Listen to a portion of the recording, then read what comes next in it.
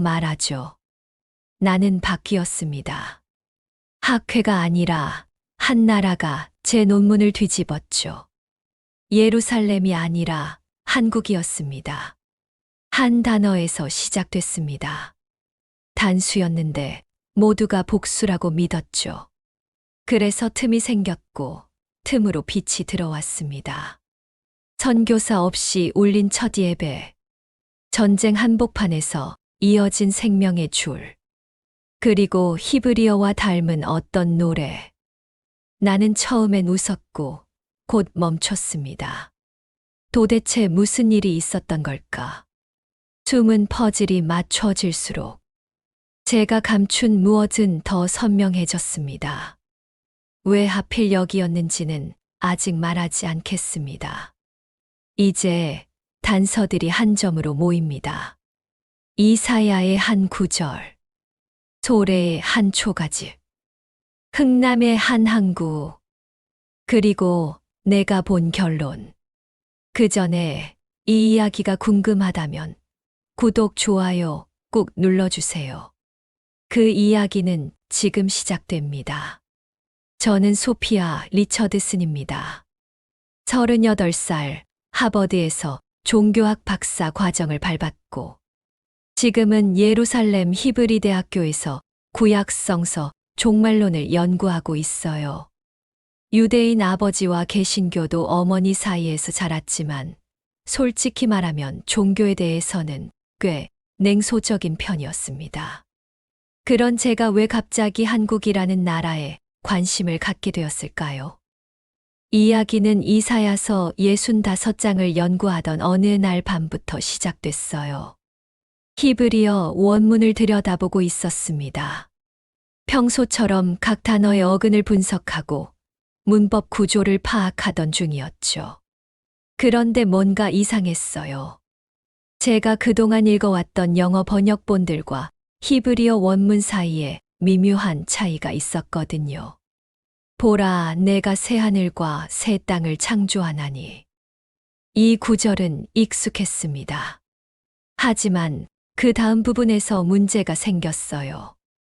대부분의 번역본에서는 열방들 또는 이방인들이라고 번역된 단어가 원문에서는 단수형이었던 거예요. 정확히는 고이 에하드라는 표현이었습니다.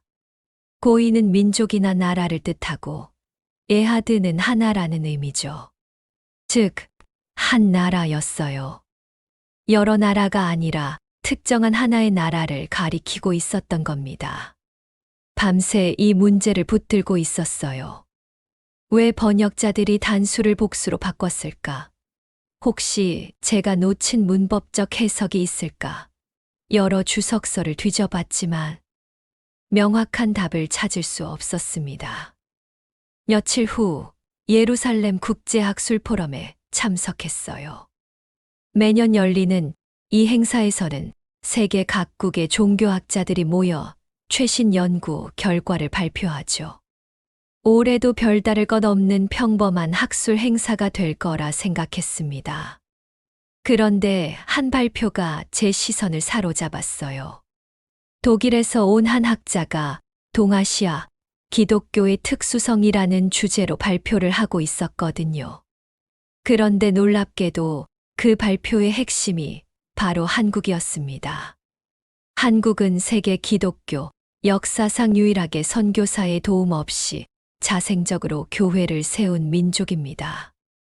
이 말을 들었을 때 저는 솔직히 코웃음을 쳤어요. 말도 안 된다고 생각했거든요. 아시아 어느 나라든 서구 선교사들의 영향을 받지 않고 기독교가 전파된 곳은 없다고 알고 있었으니까요. 하지만 그 학자는 계속해서 구체적인 사료를 제시했습니다. 1883년 소래교회의 설립 과정, 서상윤이라는 인물의 독립적인 성경 번역, 그리고 선교사들조차 놀라워했다는 기록들까지요. 발표가 끝난 후 질의응답 시간이었어요. 저는 손을 들고 물었습니다. 정말 선교사의 도움이 전혀 없었다고 보시는 겁니까? 그 학자는 잠깐 저를 바라보더니 이렇게 답했어요. 물론 간접적인 영향은 있었겠죠. 하지만 교회 설립, 성경 번역, 예배 형식 구성까지 모든 과정을 그들 스스로 해낸 것은 분명합니다. 이는 세계 기독교사에서 전례가 없는 일이에요. 그 순간 며칠 전 제가 발견한 이사야서의 한 나라라는 표현이 떠올랐어요. 혹시 이것이 우연의 일치일까요? 아니면 정말 무언가 의미가 있는 걸까요? 포럼이 끝나고 숙소로 돌아가는 길, 저는 계속 이 문제를 곱씹었습니다. 평소 같으면 그냥 흘려보냈을 텐데, 이번엔 뭔가 달랐어요. 마치 퍼즐의 한 조각을 발견한 것 같은 느낌이었거든요. 그날 밤 결심했습니다. 이 주장의 허점을 직접 파악해 보겠다고요. 한국이라는 나라가 정말 그렇게 특별한지, 아니면 그저 민족주의적 과장인지 제 눈으로 확인해 보기로 한 거예요. 사실 처음엔 반박할 증거를 찾으러 가는 거나 다름없었습니다. 종교적 냉소주의자였던 제가 갑자기 어떤 나라의 특별함을 믿을 리는 없었으니까요. 하지만 지금 돌이켜보면 그때부터 이미 무언가 시작되고 있었던 것 같아요. 단순한 학술적 호기심을 넘어서는 뭔가 더 깊은 차원의 탐구에 대한 갈망 말입니다. 한 달 후, 저는 인천공항에 서 있었습니다. 처음 밟아보는 한국 땅이었어요. 공항에서부터 뭔가 다른 느낌이었죠. 깔끔하고 체계적이면서도 어딘지 따뜻한 분위기가 느껴졌거든요. 서울로 향하는 공항철도 안에서 창밖을 바라봤습니다. 고층 빌딩들 사이로 보이는 산들, 그리고 그 사이사이에 자리 잡은 교회들의 십자가 불빛들이 인상적이었어요. 정말 많은 교회가 있더군요. 미리 연락을 취해둔 연세대학교 박준혁 교수님이 저를 맞아주셨습니다. 50대 중반으로 보이는 온화한 인상의 분이었어요. 한국 기독교사 전문가로서 제가 찾던 바로 그 사람이었죠. 소피아 박사님, 한국에 오신 걸 환영합니다. 이사야서 연구로 유명하신 분을 직접 뵙게 되어 영광입니다. 박준혁 교수님은 유창한 영어로 인사를 건넸어요. 하지만 저는 한국어로 대답했습니다. 미리 기초 회화는 익혀왔거든요. 만나 뵙게 되어 기쁩니다. 한국 기독교의 자생성에 대해 많은 것을 배우고 싶습니다. 박준혁 교수님의 눈이 반짝였어요. 오, 한국어를 하시는군요. 그럼 더 깊이 있는 대화가 가능하겠네요. 첫 만남에서 박준혁 교수님은 서상윤에 대한 이야기부터 시작했습니다. 1866년 평양에서 태어난 이 인물은 정말 특별한 사람이었어요. 서상윤은 1881년 심한 전염병에 걸렸습니다. 죽을 뻔했죠. 그런데 기적적으로 살아났어요. 그 후 자신이 살아난 이유가 뭔가 특별한 사명 때문이라고 확신하게 됩니다. 박준혁 교수님이 보여준 자료에는 서상윤의 행적이 자세히 기록되어 있었어요. 병에서 회복된 후 서상윤은 중국 심양으로 갔습니다. 그곳에서 로스 선교사가 번역한 한글 성경을 구해온 거죠. 하지만 여기서 중요한 건 로스 선교사로부터 직접 전도를 받은 게 아니라는 점입니다. 서상윤은 단순히 책만 구해왔어요. 그리고 혼자서 성경을 읽고 연구했습니다. 정말 놀라운 일이었어요. 당시 한국 사람으로서는 상상하기 어려운 일을 해낸 거였죠. 서상윤은 성경을 읽으며 스스로 기독교 교리를 이해했고, 심지어 자신만의 방식으로 성경을 번역하기까지 했습니다. 1883년 서상윤은 고향인 황해도 소래마을로 돌아갑니다. 그리고 자신의 집에서 첫 예배를 드려요. 선교사 없이 누구의 도움도 받지 않고 말입니다. 이 말을 들으며 저는 솔직히 의구심이 들었어요. 정말 아무런 외부 도움 없이 가능한 일일까요? 교수님, 하지만 로스 선교사의 성경이 있었잖아요. 완전히 독립적이라고 할 수 있을까요? 박준혁 교수님은 제 질문을 예상했다는 듯 미소를 지었습니다. 좋은 지적이에요. 하지만 성경책 하나 가지고 있는 것과 교회를 세우는 것은 완전히 다른 문제죠. 예배 형식은 누가 가르쳐 줬을까요? 찬송가는 어떻게 만들었을까요? 기도문은 누가 작성했을까요? 그렇게 말하며 박준혁 교수님은 소래교회 초기 기록들을 보여주셨어요. 서상윤과 초기 신도들이 만든 예배 형식, 그들이 직접 지은 찬송가 가사, 그리고 한국어로 번역된 기도문들까지. 모든 것이 그들의 창작물이었습니다. 그 순간 저는 뭔가 특별한 것을 목격하고 있다는 느낌이 들었어요. 단순히 종교가 전파된 것이 아니라 정말로 자생했다는 것을 의미하는 건 아닐까요? 경계심을 완전히 풀지는 않았지만 적어도 이것이 단순한 과장은 아니라는 생각이 들기 시작했습니다. 며칠 후 서울에서 열린 한 학술 토론회에 참석하게 됐어요. 주제는 동아시아 기독교의 전파 경로였습니다. 다양한 나라에서 온 학자들이 모여 각국의 기독교 수용 과정을 발표하는 자리였죠. 그런데 놀랍게도 그곳에서 예루살렘에서 만났던 독일 학자를 다시 마주쳤습니다. 클라우스 밀러 박사였어요.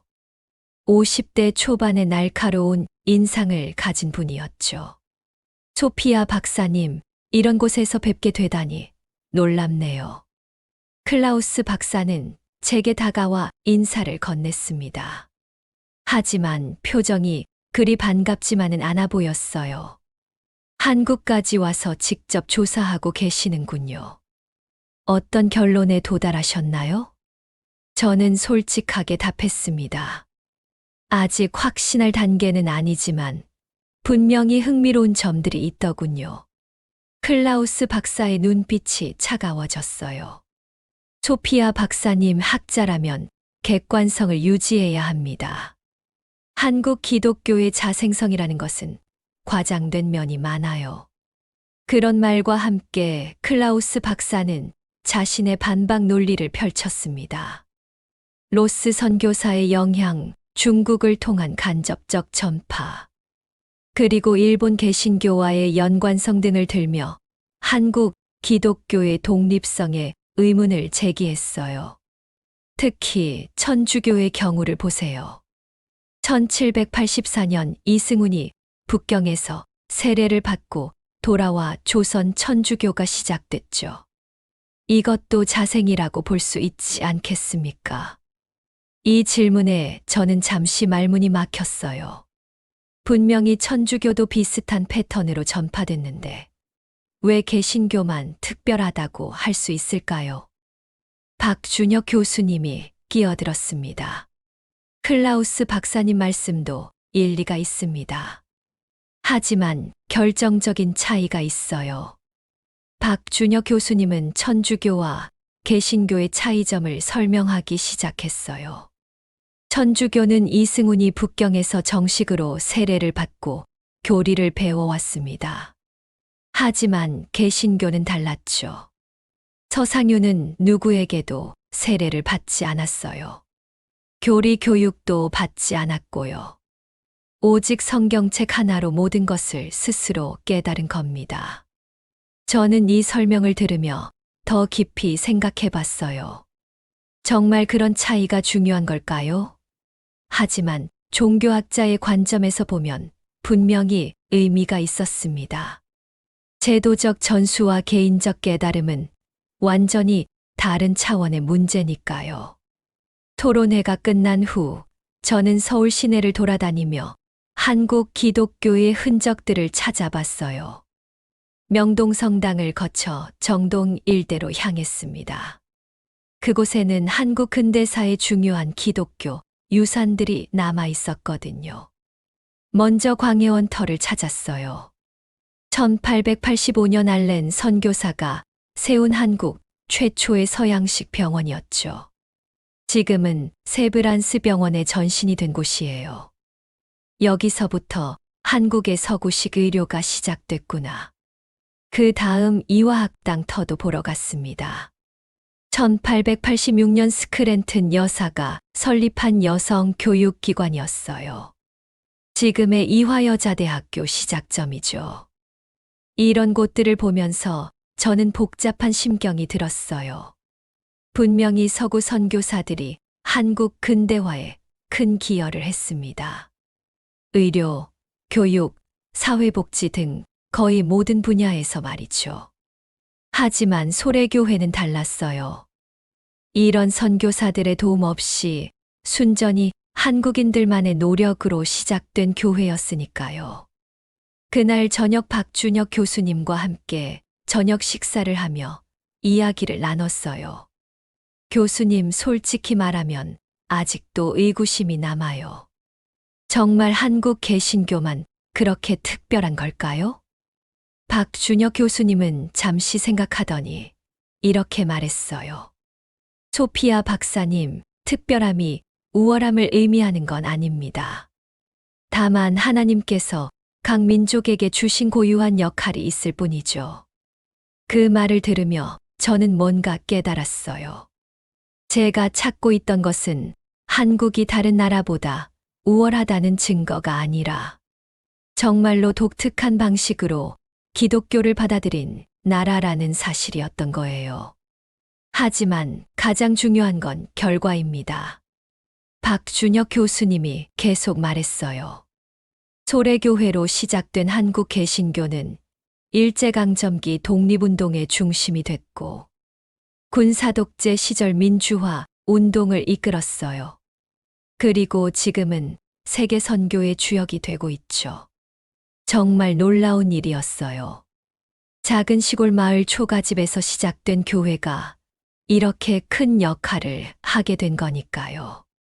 클라우스 박사의 비판적 시각도 이해가 됐지만 동시에 한국 기독교만의 독특함도 부인할 수 없었습니다. 선교사들이 세운 병원과 학교는 분명히 중요했어요. 하지만 한국인들이 스스로 세운 교회에는 그와는 다른 특별한 의미가 있었던 거죠. 그날 밤 호텔에서 제 노트에 이렇게 적었어요. 자생성의 의미는 우월함이 아니라 독립성에 있다. 그리고 그 독립성이 만들어낸 결과는 분명히 특별하다. 며칠 후 우연한 기회가 찾아왔어요. 박준혁 교수님과 함께 한국 전통문화를 체험해보자며 남산 고라농마을을 방문했거든요. 그곳에서 전통 공연을 관람하게 됐는데 마지막 순서가 바로 아리랑이었습니다. 아리랑 아리랑 아라리요. 아리랑 고개로 넘어간다. 한복을 입은 여성이 구슬픈 목소리로 노래를 부르기 시작했어요. 저는 처음 듣는 아리랑이었지만 왠지 모르게 가슴이 먹먹해지더군요. 단순한 멜로디인데도 뭔가 깊은 감정이 스며 있는 느낌이었어요. 그런데 노래를 들으면서 갑자기 이상한 생각이 들었습니다. 아리랑이라는 단어의 어감이 어디선가 들어본 것 같은 거예요. 히브리어 연구자로서 제 귀에는 이 소리가 매우 친숙하게 느껴졌거든요. 공연이 끝난 후 박준혁 교수님께 물어봤어요. 교수님, 아리랑이라는 말의 어원을 아시나요? 글쎄요, 정확한 어원은 알려져 있지 않습니다. 여러 설이 있지만 확실한 건 없어요. 그날 밤 호텔로 돌아와서 저는 아리랑에 대해 더 자세히 조사해 봤습니다. 인터넷을 뒤져보니 정말 다양한 해석들이 있더군요. 하지만 대부분 추측에 가까웠어요. 그때 문득 떠오른 게 있었습니다. 히브리어에서 아리는 사자를 의미하기도 하지만 때로는 신 또는 높으신 분을 가리키기도 해요. 그리고 랑이라는 소리는 히브리어 라와 비슷한데, 이는 오시는 또는 나타나는 이라는 의미를 담고 있거든요. 혹시 우연의 일치일까요? 아니면 정말 무언가 연관이 있는 걸까요?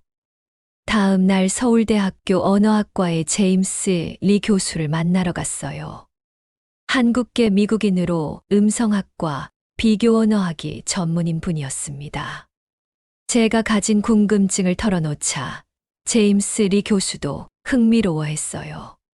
정말 흥미로운 관점이네요. 한번 자세히 분석해 볼까요? 제임스 리 교수는 먼저 아리랑의 음성 구조를 분석해 봤습니다. 그리고 히브리어의 기본 음성 체계와 비교해 봤어요.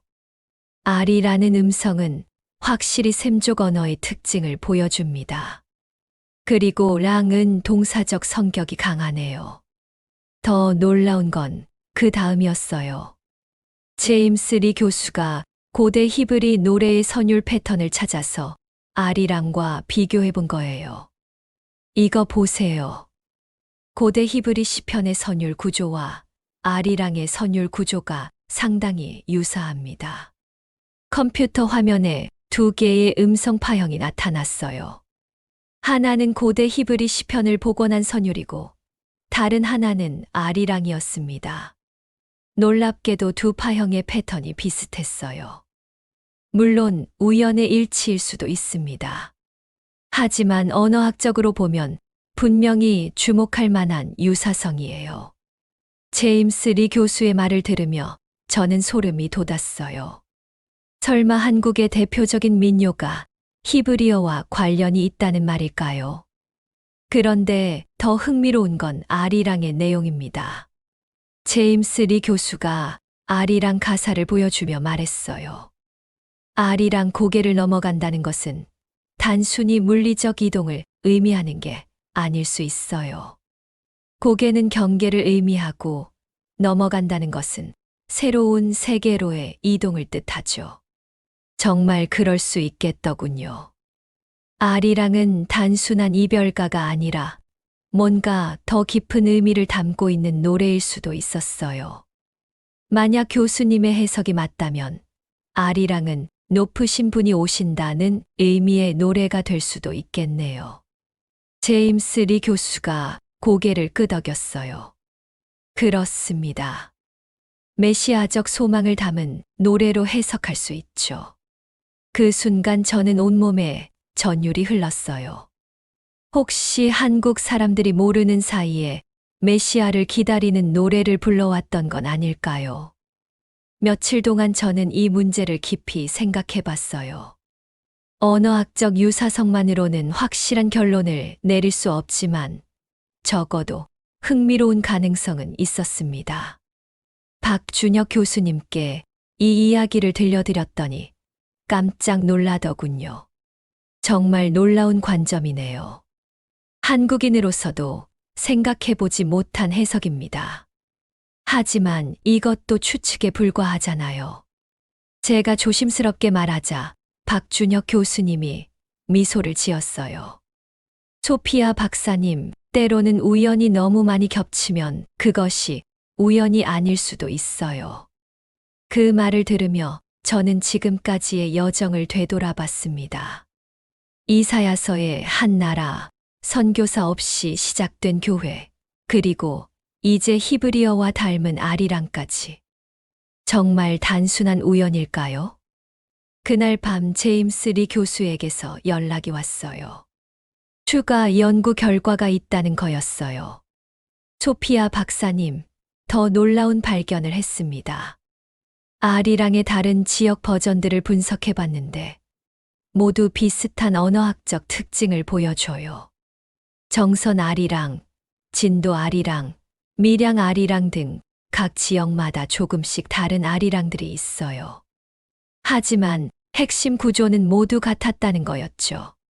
이것은 아리랑이 한 지역에서 퍼져나간 게 아니라 오래전부터 한반도 전체에 뿌리 내린 노래라는 의미입니다. 저는 이 모든 것이 점점 신비로워지기 시작했어요. 과연 이것들이 모두 우연일까요? 아니면 정말 어떤 의미가 숨어 있는 걸까요? 한 가지는 확실했습니다. 한국이라는 나라에는 제가 알고 있던 것보다 훨씬 더 깊은 무언가가 숨어 있다는 것이요. 이제 정말 핵심에 다가갈 때가 왔습니다. 박준혁 교수님과 함께 강화도로 향했어요. 바로 그 유명한 소래교회가 있던 곳, 한국 기독교 자생의 출발점을 직접 보러 가는 거였죠. 인천에서 강화도로 가는 길은 생각보다 멀었어요. 차창 밖으로 보이는 갯벌과 작은 어촌 마을들이 평화로워 보였습니다. 하지만 제 마음은 전혀 평화롭지 않았어요. 드디어 모든 것이 시작된 그 장소를 보게 된다는 설렘과 긴장감이 동시에 밀려왔거든요. 교수님, 지금 소래마을에는 뭐가 남아있나요? 안타깝게도 원래 교회 건물은 남아있지 않아요. 하지만 그 터는 보존되어 있고 기념관도 세워져 있습니다. 강화도에 도착해서 소래마을로 향했어요. 생각보다 작고 조용한 마을이었습니다. 지금은 현대식 건물들이 들어서 있지만 140년 전 이곳의 모습을 상상해 보니 정말 외딴 시골이었을 거예요. 소래교회 기념관에 도착했을 때 마침 그곳에서 일하시는 할아버지 한 분을 만났습니다. 80대로 보이는 분이었는데 이 지역에서 평생을 사셨다고 하더군요. 아, 외국 분이시네요. 소래교회에 관심이 있으시구나. 할아버지는 한국어로 말씀하셨지만 제가 알아들을 수 있었어요. 네, 한국 최초의 자생교회에 대해 연구하고 있습니다. 그럼 제대로 찾아오셨네. 여기가 바로 그 시작점이거든요. 할아버지는 우리를 기념관 안으로 안내해 주셨어요. 벽에는 서상윤의 사진과 당시 소래교회의 모습을 재현한 그림들이 걸려 있었습니다. 정말 소박한 초가집이었어요. 우리 할아버지께서 어렸을 때 들으신 이야기를 제게 해주셨어요. 할아버지가 옛 사진을 가리키며 말씀하셨습니다. 1883년 어느 일요일 아침 서상윤 어른이 자기 집에 사람들을 불러 모았대요. 그리고 이상한 책을 꺼내서 읽기 시작했다는 거지요. 저는 그 이야기에 완전히 빠져들었어요. 140년 전 그 순간이 얼마나 역사적인 순간이었는지 새삼 깨달았거든요. 처음엔 사람들이 이상하게 생각했대요. 무슨 책을 읽으면서 기도하고 노래하고 하니까요. 하지만 점점 더 많은 사람들이 모이기 시작했답니다. 할아버지는 계속해서 조상들로부터 전해 들은 이야기를 들려주셨어요. 서상윤이 어떻게 사람들에게 성경을 가르쳤는지, 어떤 방식으로 예배를 드렸는지까지 상세하게 말이죠. 가장 놀라운 건 찬송이었다고 해요. 서상윤 어른이 직접 우리말로 찬송가를 만들어서 불렀다는 거예요. 정말 감동적이었어요. 외국에서 배워온 찬송가가 아니라 한국 사람이 한국어로 직접 만든 찬송가로 예배를 드렸다는 거잖아요. 그때 박준혁 교수님이 제안했어요. 소피아 박사님, 1883년 첫 예배를 재현해 볼까요? 정말 좋은 아이디어였어요. 할아버지도 흔쾌히 도와주겠다고 하셨고, 기념관 관리사무소에서도 허락해 주었습니다. 우리는 당시와 비슷한 방식으로 자리를 마련했어요. 작은 방에 소나무 판자로 만든 간단한 상을 놓고 그 위에 성경을 올렸습니다. 그리고 둘러앉았죠. 박준혁 교수님이 서상윤의 역할을 맡아 당시 방식대로 예배를 인도했어요. 하나님 아버지, 우리를 이 땅에 보내주시고 당신의 말씀을 깨닫게 해주심을 감사합니다. 그 순간 저는 정말 1883년 그 자리에 있는 것 같은 느낌이 들었어요. 140년 전 이 마을 사람들이 처음으로 기독교 예배를 드렸던 바로 그 순간 말이죠. 예배가 끝난 후 저는 할아버지께 물어봤어요. 할아버지, 정말 선교사의 도움이 전혀 없었을까요? 할아버지는 단호하게 고개를 저으셨어요. 없었어요. 서상윤 어른이 중국에서 책만 가져왔을 뿐이에요. 나머지는 모두 혼자서 하셨어요. 그 확신에 찬 대답을 들으며 저는 마침내 확신을 갖게 됐어요. 이건 정말 세계 기독교사에서 유례없는 일이었구나. 그때 박준혁 교수님이 독일에 있는 클라우스 박사와 화상통화를 연결했어요. 강화도 현장에서 직접 보고하기 위해서였죠. 클라우스 박사님, 지금 소래교회 터에서 연락드립니다. 화면 속 클라우스 박사는 여전히 회의적인 표정이었어요. 박준혁 교수님, 아직도 그 자생론을 고집하시는군요. 하지만 박준혁 교수님은 차분하게 현장 상황을 설명했어요. 할아버지의 증언, 보존된 기록들, 그리고 지금까지 발견된 모든 증거들을 체계적으로 보고했습니다. 클라우스 박사는 한참 동안 말이 없었어요. 그러다가 이렇게 말했습니다. 인정할 수밖에 없겠군요.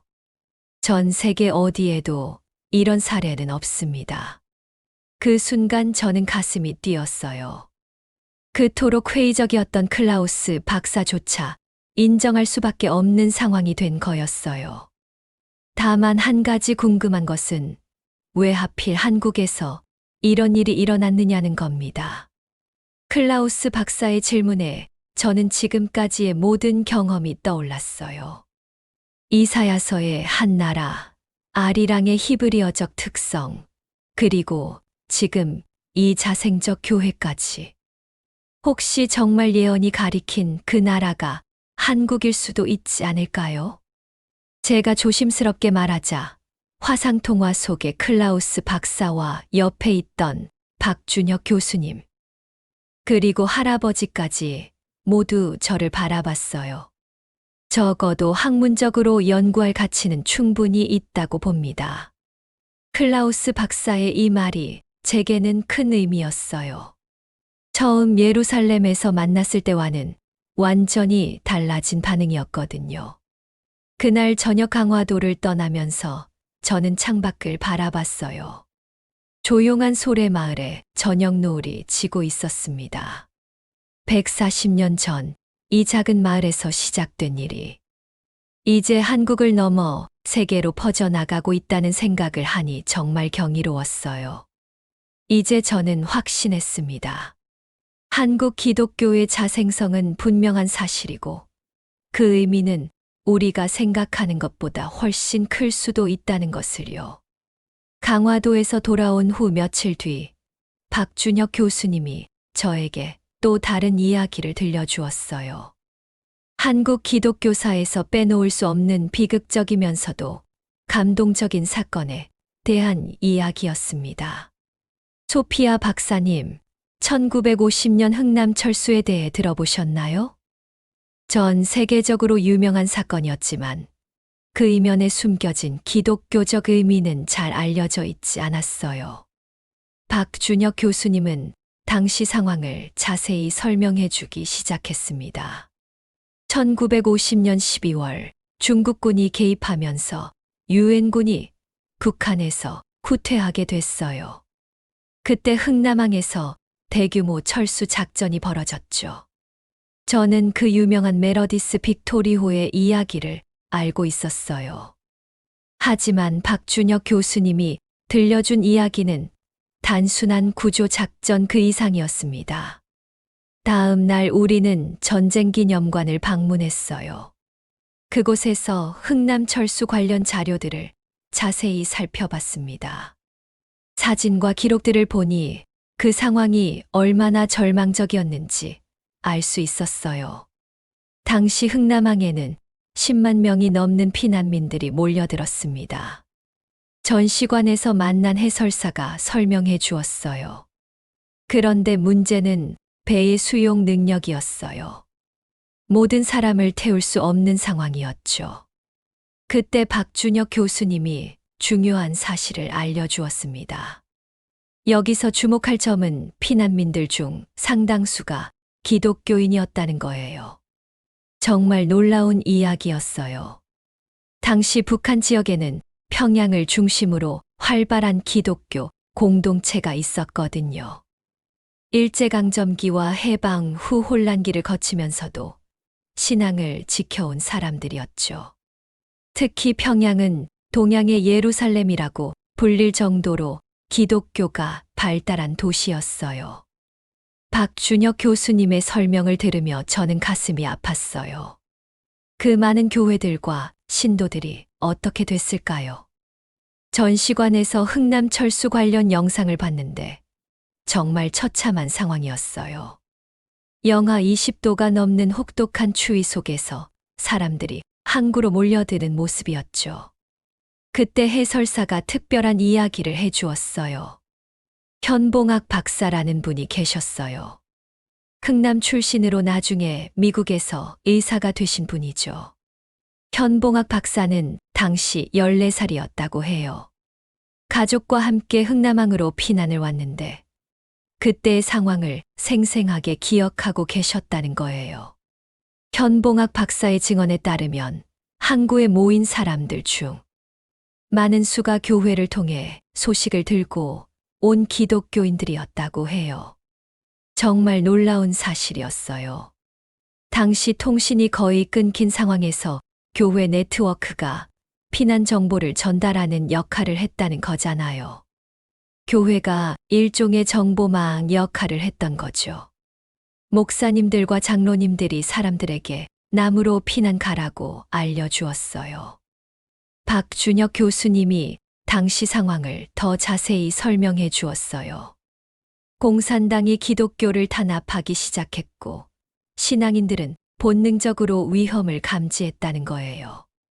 그래서 다른 사람들보다 일찍 피난길에 오른 기독교인들이 많았어요. 결과적으로 생존 확률이 높아진 거죠. 메러디스 빅토리호의 이야기도 감동적이었어요. 원래 군수물자 14,000톤을 싣고 가야 할 배였는데 레오나드 라루 선장이 모든 화물을 버리고 피난민들을 태웠다는 거예요. 결국 14,000명이 넘는 사람들이 그 배에 탔어요. 기네스북에 오른 최대 인명구조 작전이었죠. 하지만 가장 감동적인 건 그 다음이었어요.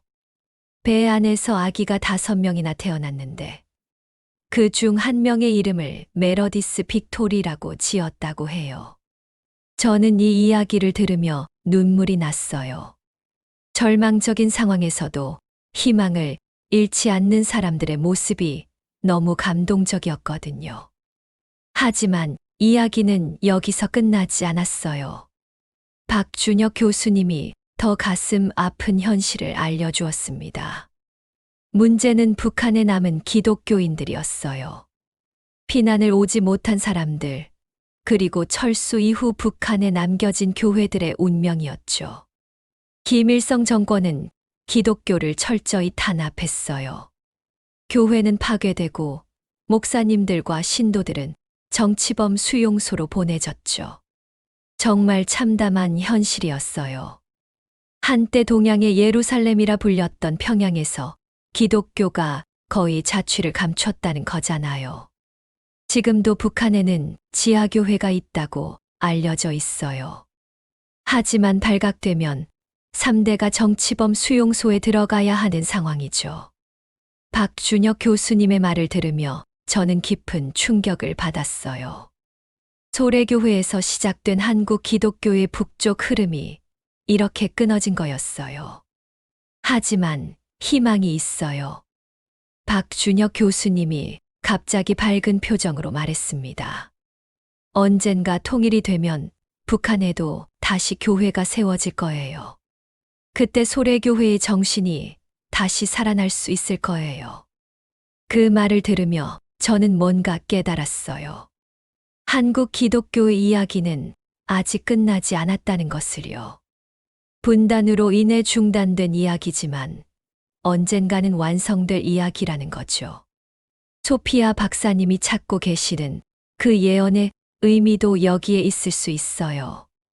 박준혁 교수님의 말이 제 가슴에 깊이 와닿았어요. 한 나라가 둘로 나뉘었지만 언젠가는 다시 하나가 될 거예요. 그때야말로 진정한 의미에서의 한 나라가 완성되는 거 아닐까요? 그날 밤 호텔에서 저는 오랫동안 생각에 잠겼어요. 흥남에서 남으로 온 10만 명의 사람들, 그중 많은 수가 기독교인이었다는 사실. 그리고 북한에 남겨진 교회들과 신도들의 고통스러운 현실까지. 복음이 북으로 흘러갔다가 다시 멈춘 이 역사 속에서 과연 무엇을 발견할 수 있을까요? 그리고 언젠가 그 흐름이 다시 이어질 날이 올까요? 북한 기독교의 비극적 현실을 알게 된 후, 저는 한국 기독교의 또 다른 면을 발견하게 됐어요. 바로 이스라엘에 대한 특별한 사랑이었습니다. 박준혁 교수님과 함께 여의도 순복음교회를 방문했을 때였어요. 세계에서 가장 큰 교회 중 하나인 이곳에서 놀라운 것을 보게 됐거든요. 교회 입구에 이스라엘 국기와 태극기가 나란히 걸려 있었던 거예요. 교수님, 왜 이스라엘 국기가 걸려 있나요? 한국 교회의 특징 중 하나예요. 이스라엘을 특별히 사랑하고 지지하거든요. 정말 신기했어요. 지리적으로도 문화적으로도 전혀 다른 두 나라인데 왜 이런 특별한 관계가 있을까요? 교회 관계자가 자세히 설명해 주었습니다. 우리 교회뿐만 아니라 한국의 많은 교회들이 이스라엘을 위해 기도해요. 매주 이스라엘을 위한 특별 기도 시간도 있고요. 더 놀라운 건 그 다음이었어요. 한국이 보내는 선교사 수에 대한 통계를 봤거든요. 한국은 전 세계에서 미국 다음으로 많은 선교사를 파송하는 나라예요. 박준혁 교수님이 보여준 자료에 따르면 인구 비례로 따지면 한국이 세계 1위였어요. 5천만 명의 인구로 2만 7천 명의 선교사를 파송했다는 거였죠. 특히 이스라엘에 대한 관심이 남달라요. 이스라엘 선교와 유대인 전도에 특별한 사명감을 갖고 있어요. 정말 특이한 현상이었어요. 다른 나라 기독교인들도 이스라엘을 중요하게 여기지만 한국만큼 적극적인 곳은 드물다고 하더군요. 다음 날 온누리교회도 방문했어요. 이곳에서도 비슷한 모습을 봤습니다. 이스라엘을 위한 기도 모임, 유대인 선교를 위한 특별 헌금, 그리고 이스라엘 방문 성지 순례까지. 왜 한국 교회가 이스라엘을 이렇게 특별하게 생각하나요? 온누리교회 담당 목사님께 질문을 드렸어요. 성경에서 말하는 하나님의 선택받은 민족이기 때문이죠. 그리고 예수님이 다시 오실 때 이스라엘이 중요한 역할을 한다고 믿어요. 목사님은 성경 구절들을 인용하며 설명해 주셨어요. 로마서 11장의 이스라엘 회복에 대한 예언, 그리고 마태복음 24장의 종말론적 징조들까지요. 한국 교회는 이스라엘의 회복이 주님 재림의 중요한 징조라고 믿어요. 그래서 이스라엘을 축복하고 기도하는 거예요. 정말 흥미로운 신학적 관점이었어요. 하지만 저는 더 궁금한 게 있었습니다. 그런데 왜 하필 한국 교회가 이런 사명감을 갖게 된 걸까요? 이 질문에 목사님은 잠시 생각하더니 이렇게 답해 주셨어요. 글쎄요, 아마도 우리 민족의 경험과 관련이 있을 것 같아요. 오랫동안 고난받은 민족이라서 이스라엘의 아픔을 더 잘 이해하는 거 아닐까요? 그럴 수도 있겠다 싶었어요. 일제강점기, 한국전쟁, 분단의 아픔을 겪은 한국인들이 유대인들의 역사죠. 고난에 더 깊이 공감할 수 있을 거라고요. 하지만 박준혁 교수님은 다른 관점을 제시했어요. 소피아 박사님, 혹시 이것도 우연이 아닐 수 있어요. 무슨 뜻이세요? 복음이 예루살렘에서 시작해서 땅끝까지 전파되고 다시 예루살렘으로 돌아간다는 종말론적 관점이 있어요. 정말 흥미로운 해석이었어요. 사도행전 1장 8절에 예루살렘과 온 유대와 사마리아와 땅끝까지 라는 구절을 떠올리게 하더군요. 만약 한국이 정말 특별한 역할을 하는 나라라면 이스라엘에 대한 사랑도 우연이 아닐 수 있어요. 그 말을 들으며 저는 지금까지의 모든 퍼즐이 맞춰지는 느낌이 들었어요. 자생적으로 시작된 교회, 히브리어와 닮은 아리랑, 그리고 이제 이스라엘에 대한 본능적 사랑까지. 며칠 후 한국선교연구원을 방문했어요. 그곳에서 더 정확한 통계를 볼 수 있었거든요. 2023년 기준으로 한국은 전 세계에 2만 7천 명의 선교사를 파송했어요. 연구원 관계자가 자세한 설명을 해주었습니다. 이 중 상당수가 이스라엘이나 중동 지역, 그리고 유대인 공동체가 있는 곳으로 가요. 정말 놀라운 숫자였어요.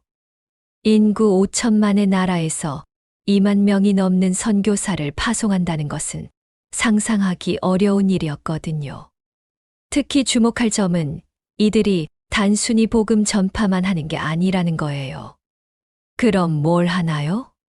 이스라엘 사회에 실질적으로 도움이 되는 일들을 해요. 의료봉사, 교육지원, 사회복지 등등 말이에요. 정말 감동적이었어요. 한국 선교사들이 이스라엘에서 그저 전도만 하는 게 아니라 진정으로 그 땅과 백성을 사랑하며 섬기고 있다는 거잖아요. 그래서 이스라엘에서도 한국에 대한 호감도가 높아요. 실제로 도움을 주는 나라로 인식하고 있거든요. 연구원 관계자의 말을 들으며 저는 한국이 정말 독특한 나라라는 생각이 들었어요. 경제적으로 어려웠던 시절에도 꾸준히 선교사를 파송했고, 특히 이스라엘에 대해서는 특별한 애정을 보여왔다는 거잖아요. 그날 저녁 서울의 한 카페에서 박준혁 교수님과 대화를 나눴어요. 교수님, 정말 신기해요. 한국 교회가 이스라엘을 사랑하는 마음이 단순한 종교적 의무감을 넘어서는 것 같아요. 맞아요. 뭔가 본능적인 연결감이 있는 것 같아요. 박준혁 교수님도 동감한다고 하더군요. 복음이 예루살렘에서 시작해서 한국까지 왔고, 이제 한국에서 다시 이스라엘로 돌아가고 있는 건 아닐까요? 그 말을 들으며 저는 소름이 돋았어요. 정말 그런 거대한 순환이 일어나고 있는 건 아닐까요? 그리고 한국이 그 순환의 마지막 고리 역할을 하고 있는 건 아닐까요? 이제 저는 확신하기 시작했어요. 한국이라는 나라에는 정말 특별한 무언가가 있다는 것을요.